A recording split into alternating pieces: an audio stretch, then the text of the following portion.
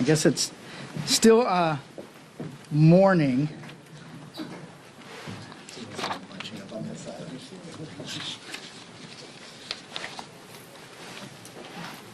So good morning. I'm Congressman Jimmy Gomez, and I want to thank all of you for joining us. This morning, I kicked off the first ever National Summit on the housing affordability crisis, where I brought together lawmakers, advocates, labor, industry, and community leaders all under one roof, with the conversations moderated by co-chairs of caucuses focused on housing. This summit isn't just a conversation, it's a working session. Our 5 panels are tackling the housing crisis from every angle, piece by piece, from building more homes to protecting renters to combating homelessness. Each panel brings together leaders who are putting their piece of the puzzle on the table, and together we're building a national housing agenda. This afternoon, we continue that work here, bringing together Democratic leaders from across the caucuses to speak with one voice. Because the reality is this: housing costs have reached a breaking point for families across the country. Rents are skyrocketing. Homeownership is slipping out of reach for a whole segment and a whole generation of our population. And too many people, our neighbors, are falling into homelessness. I see it through the sons of my son, Hodge, who just turned 3. And he's too young to understand the crisis he is facing or his generation will inherit if we don't do anything about it. The unaffordability, the uncertainty, the hopelessness so many people feel today, especially amongst the young. And I ask myself, if this is what it's like now, what is it going to be like if we don't do anything about it? Since 2019, the average cost of a home in the United States has risen 60%. Half of all renters are rent burdened, a historic high, and over 700,000 people are experiencing homelessness every single night. These are not problems that will be solved on their own. They demand bold and cohesive action. And that's why I brought together these Democratic leaders. Together we are laying the groundwork for a comprehensive national housing agenda, one that looks to the future, one that matches the scale of this crisis. Our message is clear. We will lower costs, protect renters, build more housing that families could actually afford to buy, and we will tackle the homelessness crisis head on. The American people deserve nothing less. And today is just the beginning of a new path forward for housing in this country. And we understand this. In order to get this done, we need everybody at the table.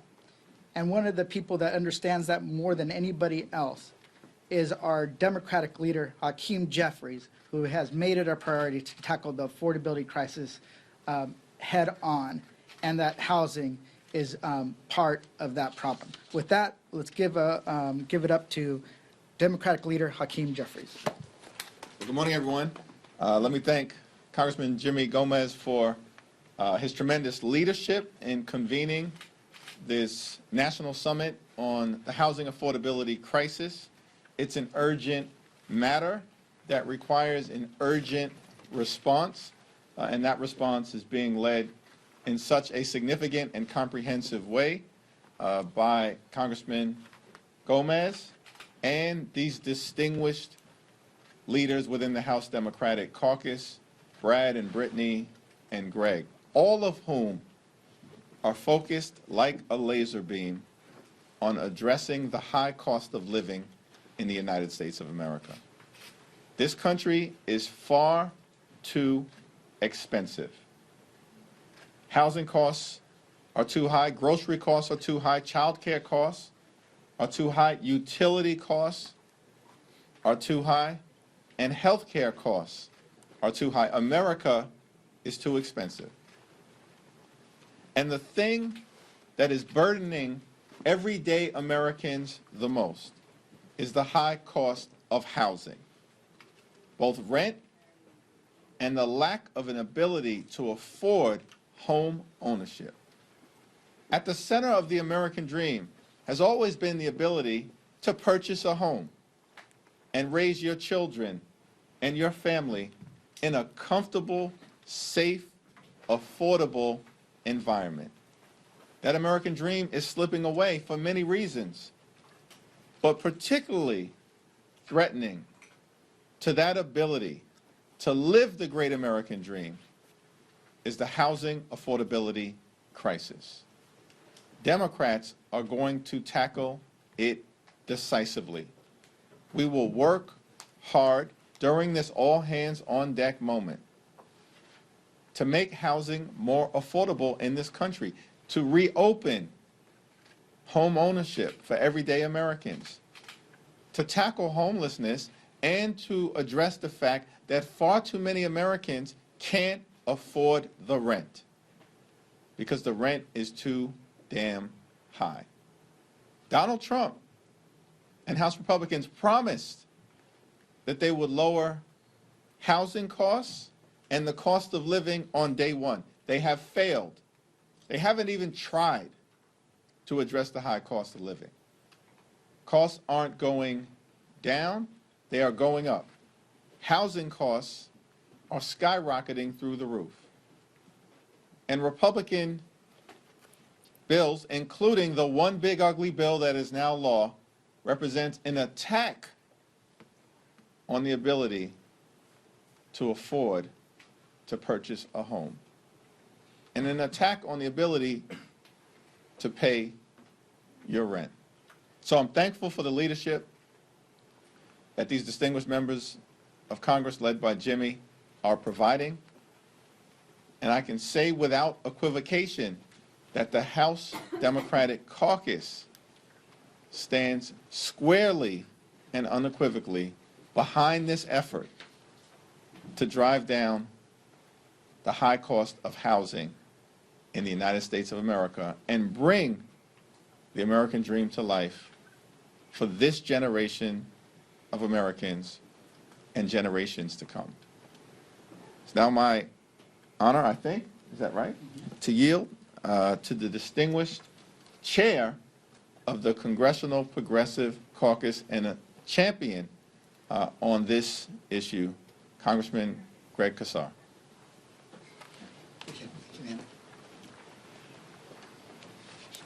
Thank you, Leader Jeffries, for making housing affordability a real pillar of what this Democratic caucus stands for. Thank you, Congressman Gomez, for this incredible work that we need so badly if we want to retake the majority and win back voters' trust. And I'm proud to be joined here by other leaders in the Democratic caucus. I represent the heart of Texas in Congress. I'm chair of the Progressive Caucus, but perhaps most relevant today is actually my experience right before being in Congress as chair of the Austin City Council's Housing, Planning, and Zoning Committee. And I am proud that Austin is now a poster child and a model of how we can start to make housing more affordable in this country, because housing costs had been skyrocketing for years in Austin, but then we took critical steps to make it more easy to build housing. We invested in affordable housing. We worked with tenants and with unions to make sure everyone benefited from the construction of new housing, and as a result, Austin is now one of the only cities in this country where jobs are going up, but the rent is coming down. And although we are the 11th biggest city in America, we are the #1 builder of affordable housing in the United States of America. And while housing costs remain too high in Austin, we know that bringing them down is finally bringing them in the right direction, and that we have a responsibility to bring that model to cities and towns all over America, because Austin should not be the exception to the American story right now. We need to acknowledge that something has gone ignored in Washington, D.C. for far too long, which is the housing crisis that everyday Americans face. For far too many people, especially folks in my generation, the cost of rent makes it impossible to get ahead, and the idea of owning a home is constantly out of reach. Like most crises, this crisis has several causes. We've made it too hard to build new housing in the United States of America. We have invested too little in affordable housing, and we have invested too little in helping people afford the housing that we have, and we have allowed hedge funds and big corporations to buy up too much of our housing and jack up our prices. The Democratic Party needs to be the party, again, of everyday working people that has solutions, and Democrats will be putting forward, alongside Congressman Gomez, proposals that will make sure that working class Americans know that we stand with them to make sure they have a place to afford to live in this country. This is not time to nibble around the edges. We're going to bring big ideas to the table to tackle this big crisis. What we did in Austin is not a miracle. It was a choice. We can and must invest in people who are looking to afford their housing so that the folks that work so hard in America can afford a decent place to live. Thank you all very much. And this issue of bringing down the cost of housing is one that actually brings together all parts of our Democratic family. It is not center or left or right to talk to people about bringing down the cost of their housing. It's the number one thing that I hear from constituents at their doors that we talk too little about here on the Hill.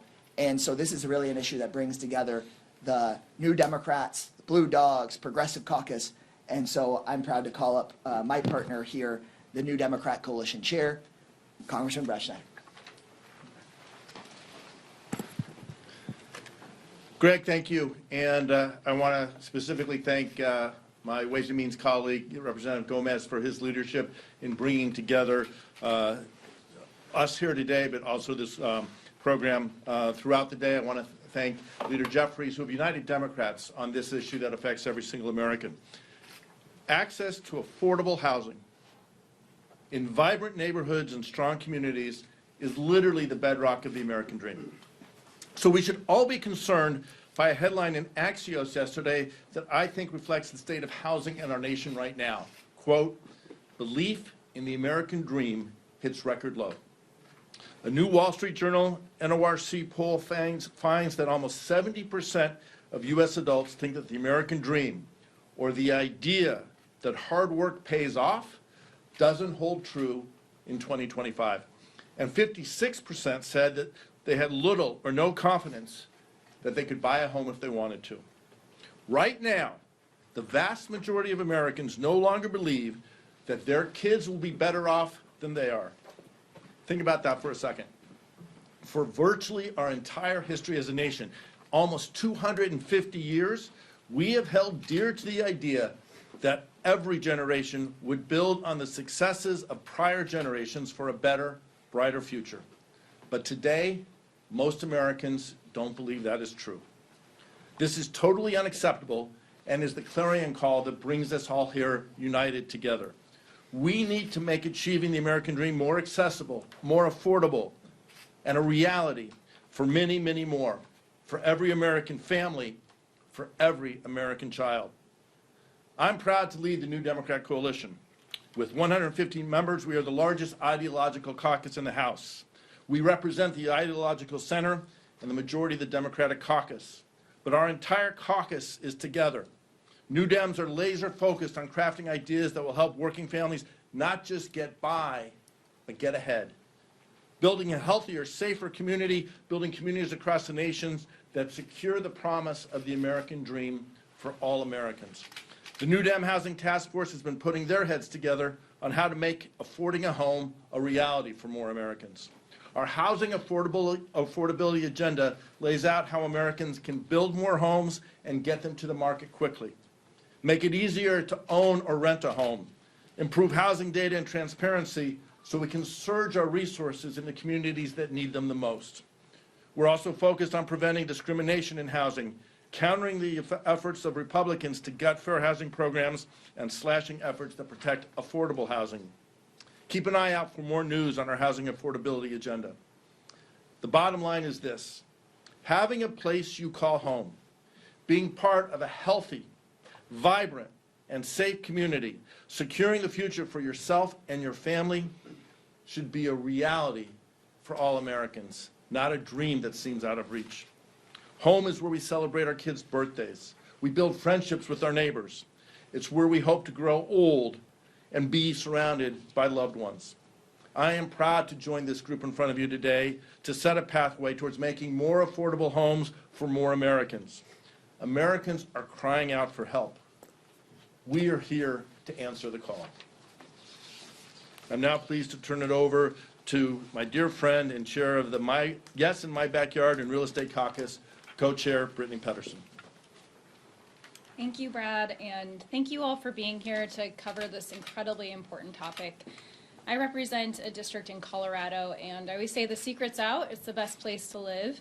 We have had tens of thousands of people moving there every month consistently for years, and it has pushed so many people who have grown up in these communities who are no longer able to live in our state. We're actually seeing for the first time that people are leaving our state because of how unaffordable it is to put a roof over their head. I want to highlight some of the gaps nationally we face. The U.S. shortage is 4.5 million homes that we're short right now to meet the current need. And Colorado, unfortunately, is ranked second for the worst state for affordability and access to housing. And that's why when I was first on the campaign trail talking to constituents about the issues that they're most concerned about, when they talked, number one thing that came up, the biggest pain point is around the housing crisis. And that's why I asked to be on the Financial Services Committee, on the Housing and Insurance Subcommittee, and why I'm part of these two very important caucuses to identify what we can do at the federal level to incentivize and streamline the process for permitting locally, and also how we create and increase the opportunity for people to buy a home, to increase their financial stability, even have something to pass on to the next generation. I think that Brad did a great job at highlighting what the younger generation feels like right now, where they are graduating with a mountain of student loan debt. They are, far too many are stuck living in the home that they grew up because they can't afford rent, and they don't have hope that ever one day in the future that they'll buy a home. That is a huge issue for us as a nation. When our young people don't have hope, when they're not bought into our long-term economic success, and when they aren't able to make that very important step in home ownership that brings that financial stability over time, that's a problem for all of us. Far too many people right now are competing with corporations buying up single-family homes for rentals instead of being able to own it for their long-term stability and success. And that American dream has become further and further out of reach. When I think about in Colorado, the seniors who want a place to move to, but there are no options for them to go. They're unable to move, to open up the home for the next generation to move in. It creates a domino effect. And we have failed as a nation at investing in the supply that is needed right now. We are decades behind. We are facing, having gone through the mortgage crisis, the first housing crisis. We saw home builders go out of business at a skyrocketing rate, and we never recovered even from that.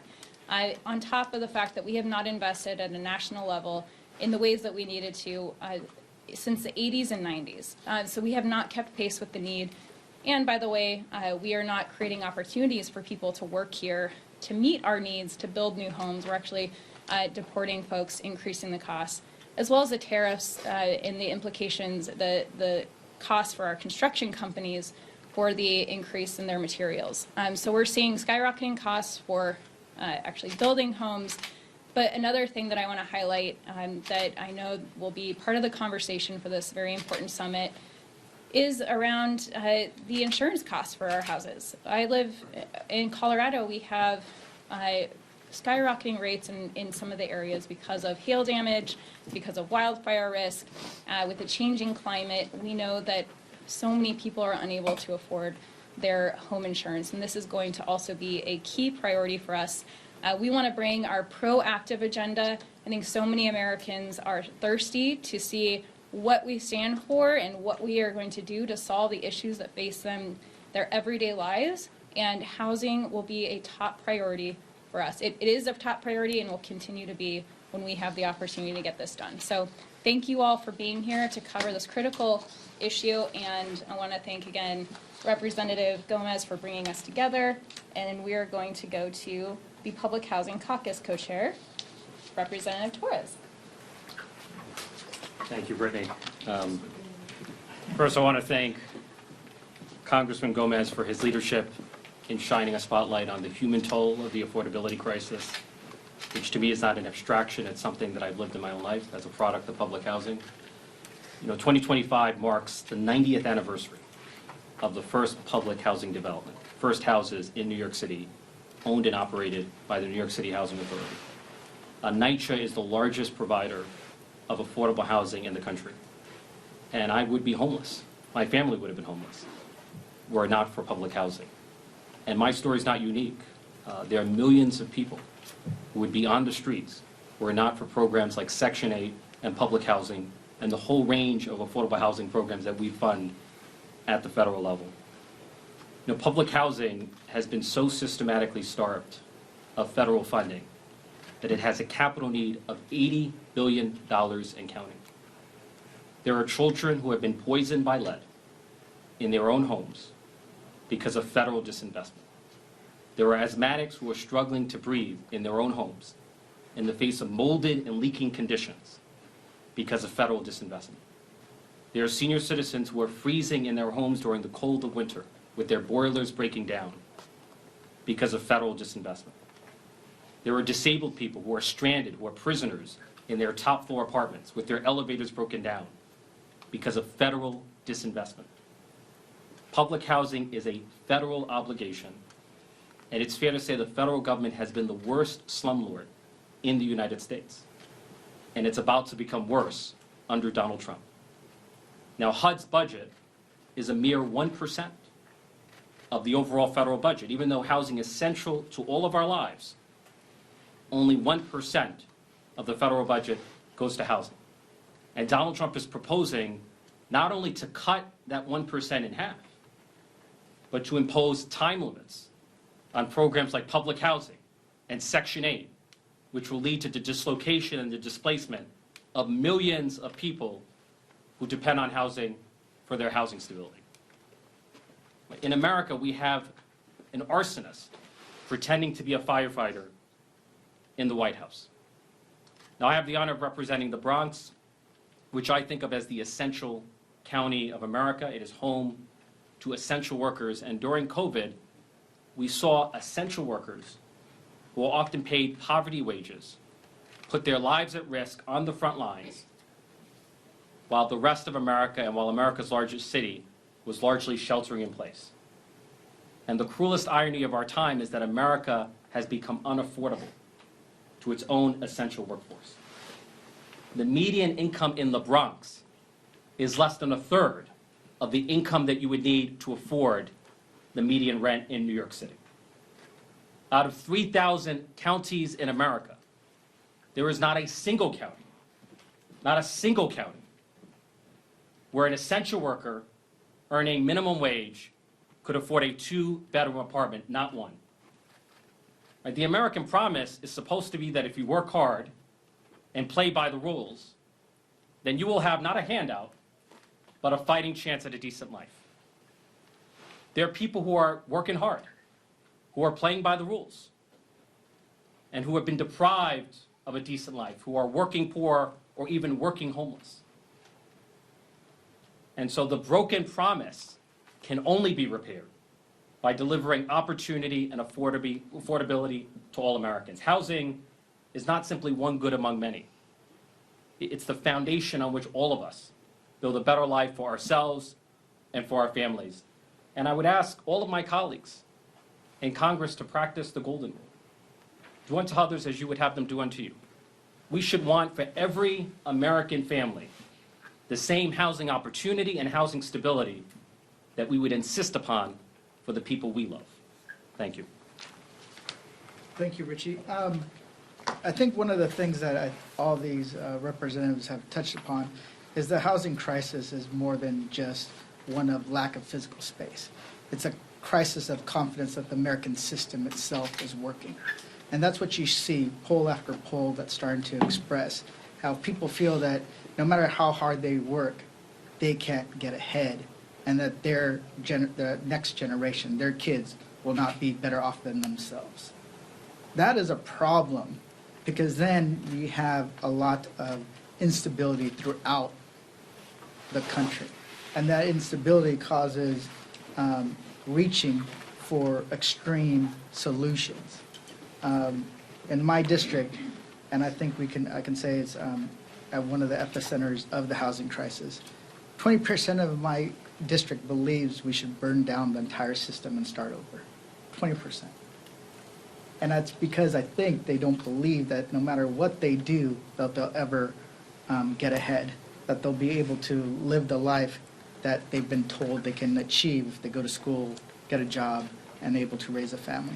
With that, I'd love to open it up to some questions that anyone can take. Thank you, Congressman. As you are put forward this summit, Republicans are reportedly rebranding the reconciliation law that they passed this summer as the Working Families Tax Cut Bill.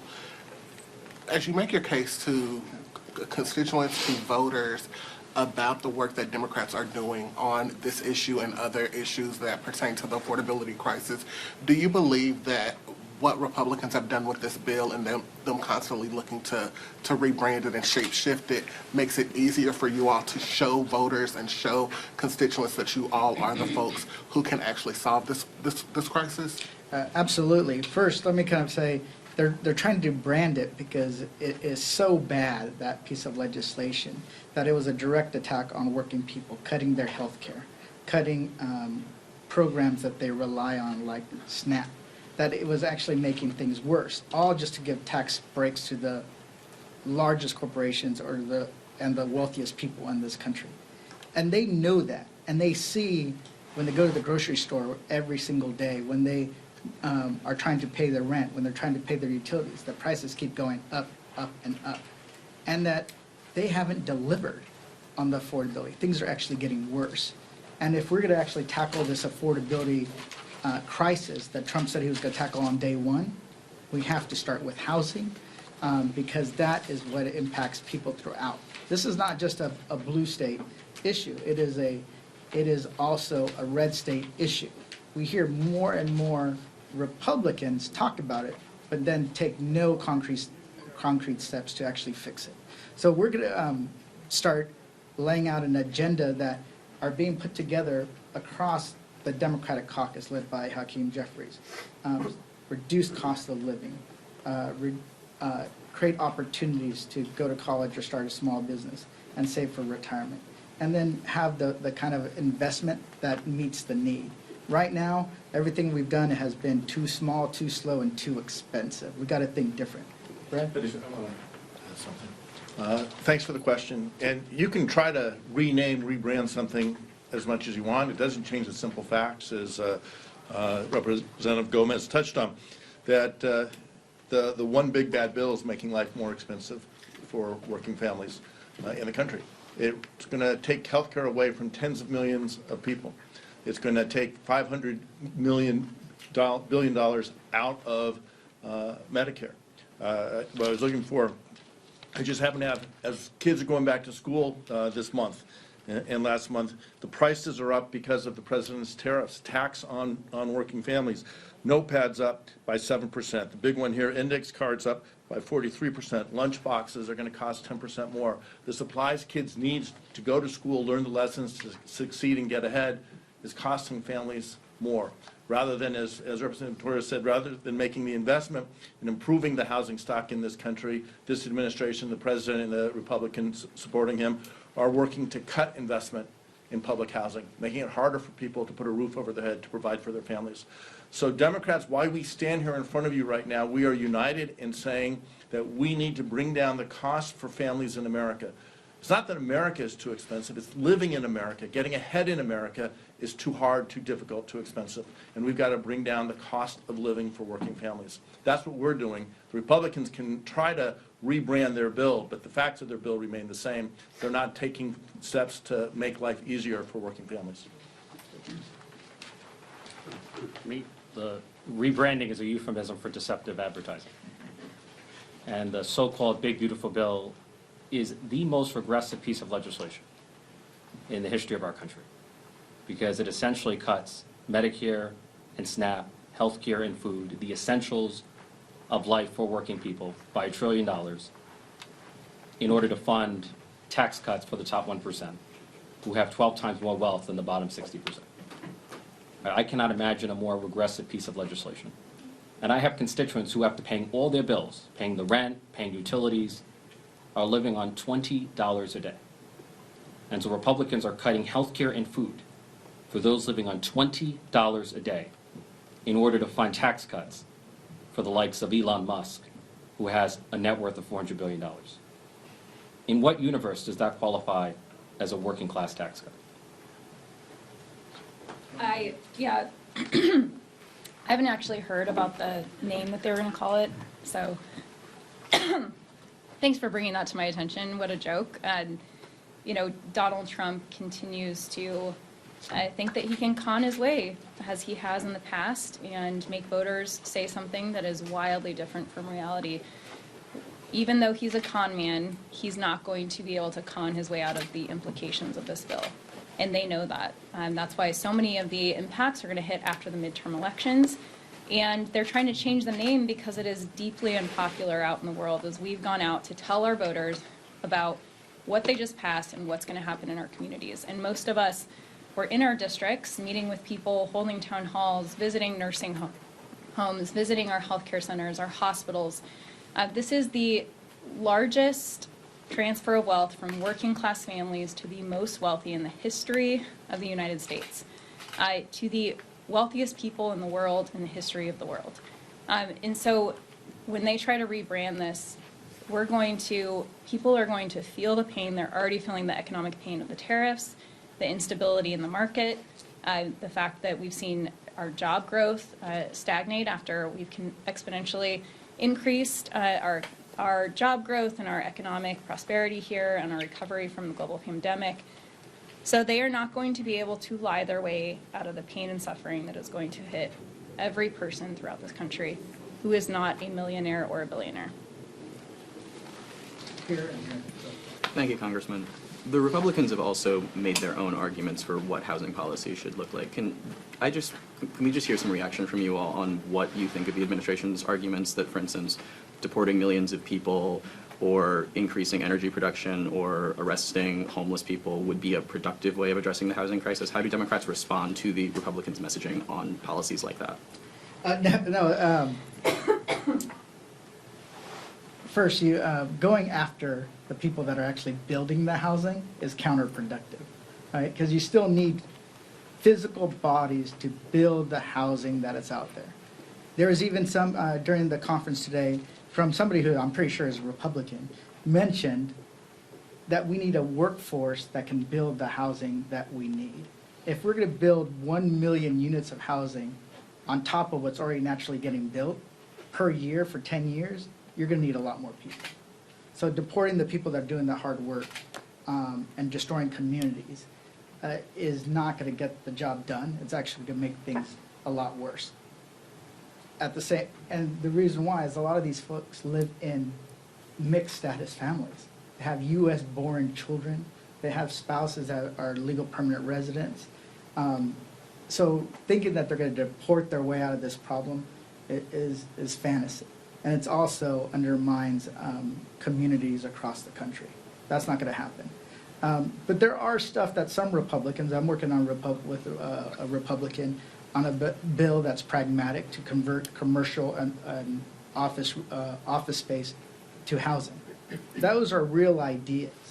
If there are Republicans who want to work on this issue that have real ideas that are going to build more units and keep people in their homes, we're happy to do that. But thinking that they're going to solve this problem by deporting people out of the country is complete fantasy and is cruel and counterproductive. Look, the solution to homelessness is a home. Homelessness is solved not by arresting homeless people, but by housing them. And I support programs like supportive housing, which provides services to those with severe mental illness, because supportive housing is not only good morals, it's good economics. It's a much more cost-effective alternative to emergency hospitalization, psychiatric hospitalizations, or street homelessness, or incarceration. Like, homelessness and housing insecurity have a cost.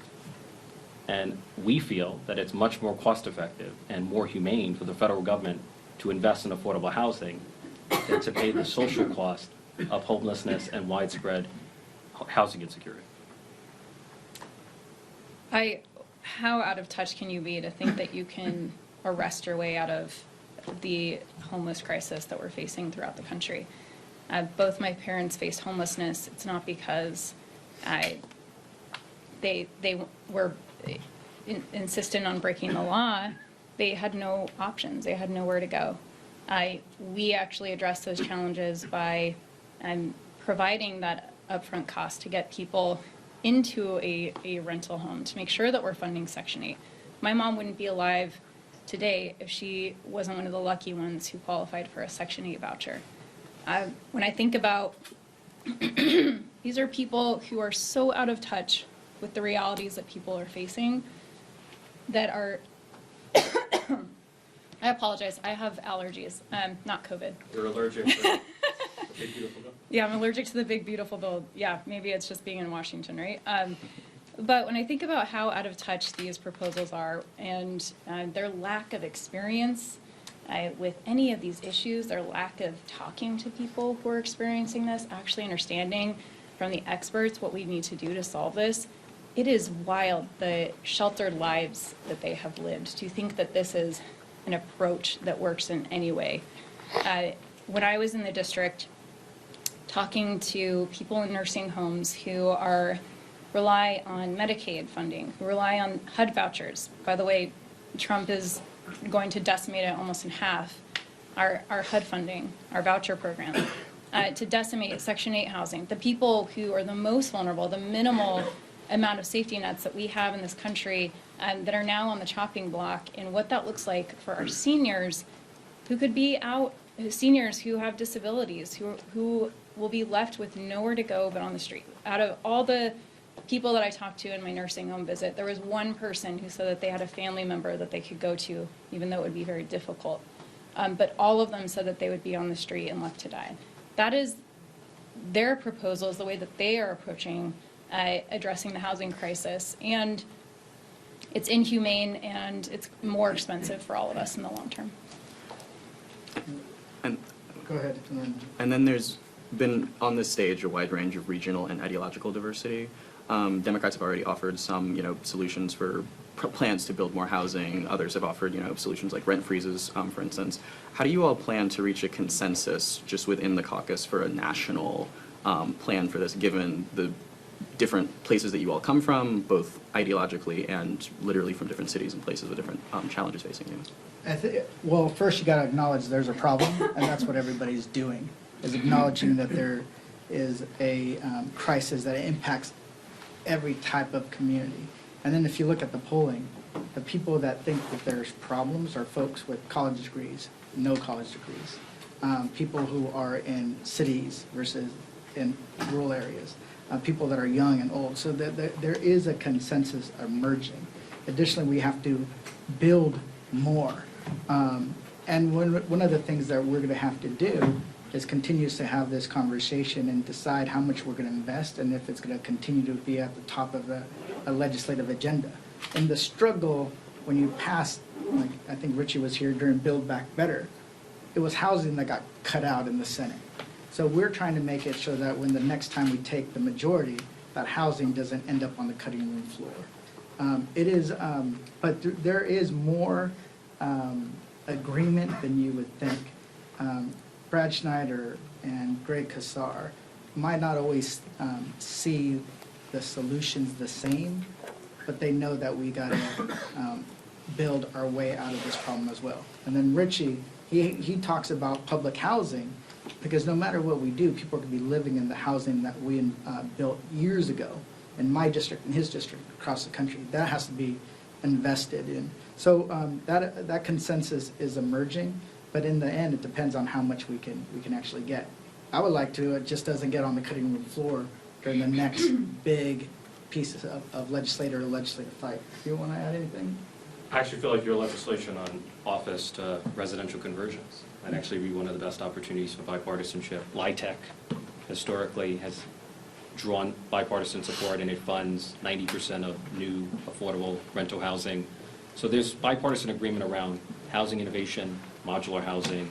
So there is opportunities. The question is, are we going to prioritize it? The Democrats prioritize housing, Republicans not so much. But the affordability crisis has spiraled so far out of control that we can no longer afford to ignore it. And keep in mind, the inflation crisis in America is disproportionately a housing inflation crisis. I want to add really quick, Jimmy, One bill that we're working on is to provide the upfront funding for every state to come up with their housing plan and to identify their needs. When you have, it's going to take the federal, state, and local governments working together to identify the gaps in their own states, bringing the financial incentives for the private investors, for the developers, also the upfront costs, the upfront investments from the federal government, and trying to meet those unique population needs. In Colorado, I already hit on this a little bit, but we have very few options for senior housing, and it's a huge problem for everybody, for our seniors and everybody coming behind them. So how are we meeting those specific population needs? How are we working with states to identify those gaps? And making sure that developers are building the types of homes that we need, and that they're actually making a profit, and that we're bringing those financial incentives. Because what we're seeing is that many of the housing developments are not attainable, they're not affordable, but it's because if you're going to make the upfront cost, the time, it has to be worth it in the profit that you're making. And so we need to play a part at the federal level. We also need to invest in new types of technology. I visited in Chaffee County the first 3D printed home in Colorado. And what are we doing to incentivize on new technology, also reducing costs to make sure that we're building resilient homes, as we've seen an increase in hail damage across the country that has brought skyrocketing costs for insurance. Thanks. Brandon Peterson with Punchbowl News. I wanted to ask a little bit about some of the action we've seen in the Senate. The Senate has historically been an obstacle to federal housing policy, but the Senate Banking Committee put together a big bipartisan housing bill called the Road to Housing last month. I wanted to see if you guys have any reaction to that, as well as like the scope of the bill. It's a lot of small to mid-sized changes to housing, just throwing a lot of them at the housing system. How do you guys feel about that approach and lessons to be taken from the Senate, if any? I think, first, them just taking a big kind of swing, or a butt swing, I guess, at the problem is at least it shows that they know that they have a problem they want to address. The keynote speaker for the summit was Ruben Gallego, who sits on the committee, on the Finance Committee in the Senate. And one of the things he was stressing is that, you know, in California, we need to deal with some of the regulatory issues, which we all agree that the state legislature and the governor have tried to address. And when I was there, I was trying to address it, but it took them kind of years to get that to a point. He mentioned something regarding they're kind of boxed in also by federal lands, and how do you deal with that?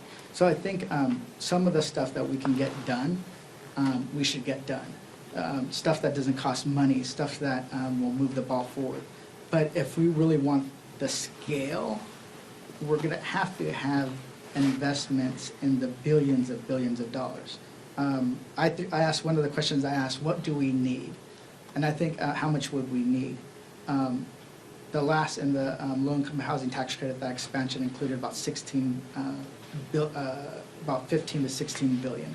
That would build about 1.2 million units over the next several years, 10 years. Still too small, right? So that's why it's like Congress is not going to be able to, like, we're going to play a role, but then a lot of it also has to be done at the local level to streamline a lot of their regulations.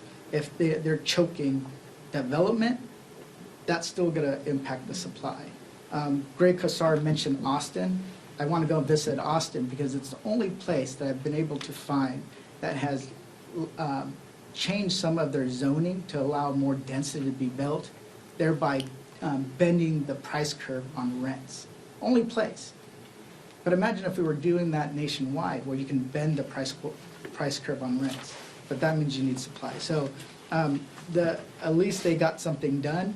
We'd love to see the House get something done. It wasn't as much as I would like. And the main problem is a lot of times it does end up on the cutting room floor. But it's at least a step forward on the Senate side. Well, I support I commend the Senate Banking Committee for prioritizing housing to an extent that we have not seen before from the Senate in Washington, D.C.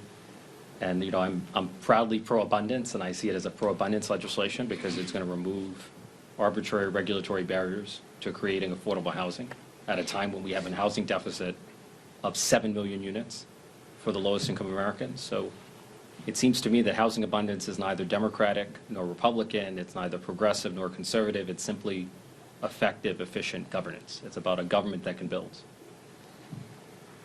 And he's absolutely correct. And one of my things is like, if you say you're going to build a certain amount of units, but it's going to take too long, well, that's a problem. If it's not a big enough investment, that's a problem.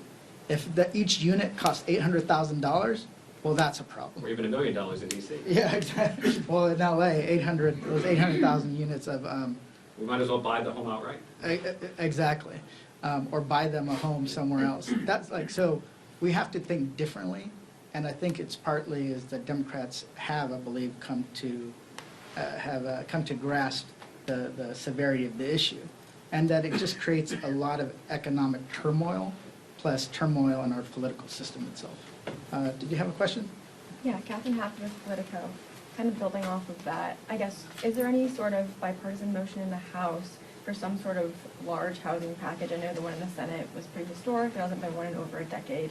Is there any wheels turning for that in the House? Can you talk about that a little bit? Well, I have a bill with Mike Carey on the commercial and office real estate. It needs to rise to a higher level, and that's what we're trying to do. I won't be surprised after we have this summit that the Republicans will probably try to do something on their own. Right, this is a competitive business that we're trying to appeal to voters. Once they do that, we will try to develop some kind of joint agenda. It's hard to believe that they will. I mean, remember, they put all their political capital into permanent tax cuts while gutting all these other programs. They had an opportunity just a few months ago, a few weeks ago. And they did some stuff, but they didn't take the whole thing. So we need to try to create that broad coalition between Republicans and Democrats. Are they going to do it? We'll see. I think they're having trouble getting their own people to support keeping the government open. Anything? Sorry, thank you all. That's all the time we have. If you have any more questions, feel free to talk to members in the hall. Thank you. I guess Thanks, I guess they're pulling the plug on us. Thank you, guys.